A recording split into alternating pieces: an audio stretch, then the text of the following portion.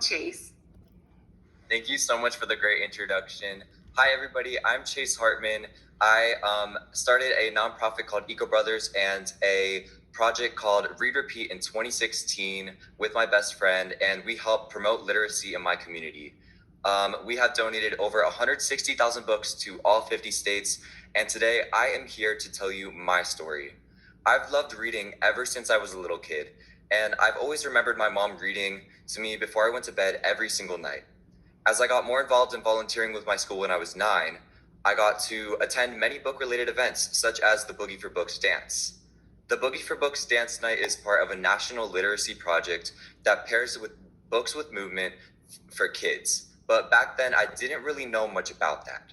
All I knew was that it was some kind of dance and you needed to donate books to be admitted. I had a ton of fun and wanted to do more with books.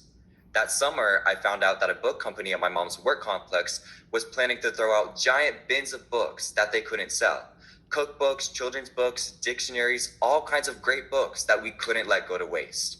We sorted them and then began making calls to different places that might be able to use them. Later, I found out a statistic that 1 in 4 children in America struggle with literacy. Finding out about that really hurt me. I realized how big the need for books was in our community, so me and my best friend started Read Repeat. Our first book delivery was to an elementary school called Robles Elementary. This was our first delivery ever, and it was also the time I got to meet some of the kids I was giving the books to. Many kids came up to me thanking me for the books and told me that the books that I was providing them were some of the first books they've ever owned. And at that moment, I felt really touched and excited because I got to see the impact that my project was making. There was a girl I got a chance to talk to who said, "I love this book. I'm going to hold it and read it forever." And that inspired me so much. I learned that I love to volunteer and help people almost as much as I love to read. As we started to donate to more schools and locations, I realized there were many specific needs in our community that weren't being met. There was a high percentage of students in elementary schools in the area that weren't as fluent in English as they should be, and Spanish was their first language.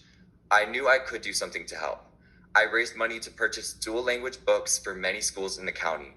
I also went into a lot of schools and realized that we needed more diversity to be represented in the books we were giving the kids because I wanted them to relate to the characters they saw in books.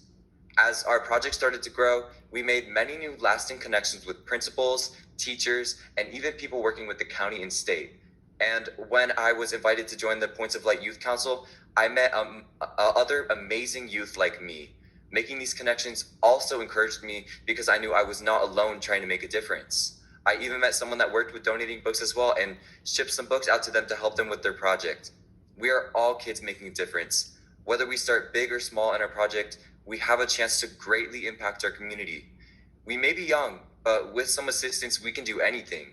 And in my case, Points of Light and many national organizations have given me recognition, grants, and awareness to help grow my project over the years. I also really need to give credit to my mom. She's made calls and helped me apply for grants and has driven me all over the place to donate all of my books.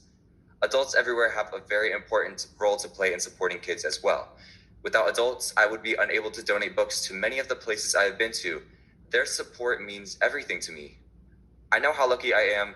Books make me so happy, and it has been a privilege to share my passion with others.